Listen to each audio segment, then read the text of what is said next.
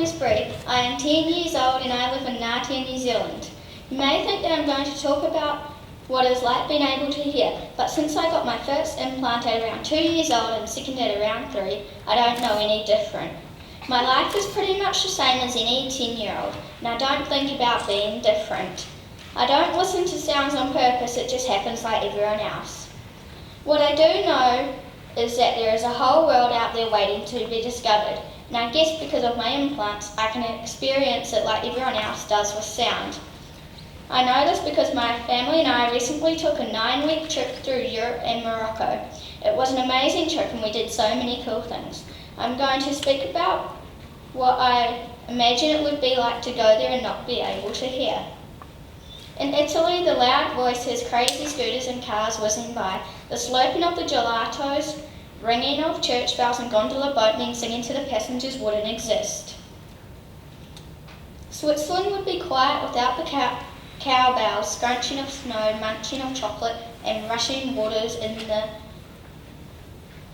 rivers and waterfalls. I wouldn't hear the bonjours in France or on the boat cruise learn about the bridges and all their meanings. I would have missed everyone huffing and puffing as we missed the Eiffel Tower.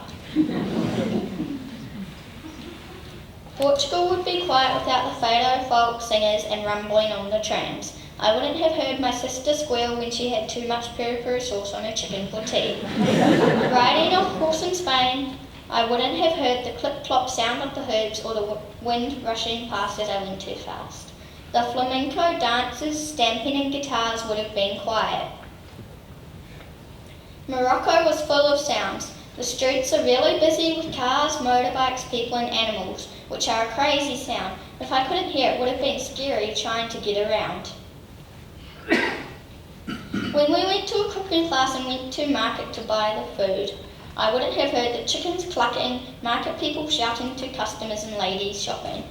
When we stayed with the Berber family, my sister would have taught them Berber, taught them English and learnt Berber and I would have missed out.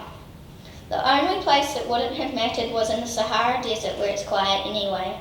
Our last stop, Singapore, had sounds of the city, cooking, rain and excitement. The trip to the zoo and the night safari would be quiet without the animals making their different sounds.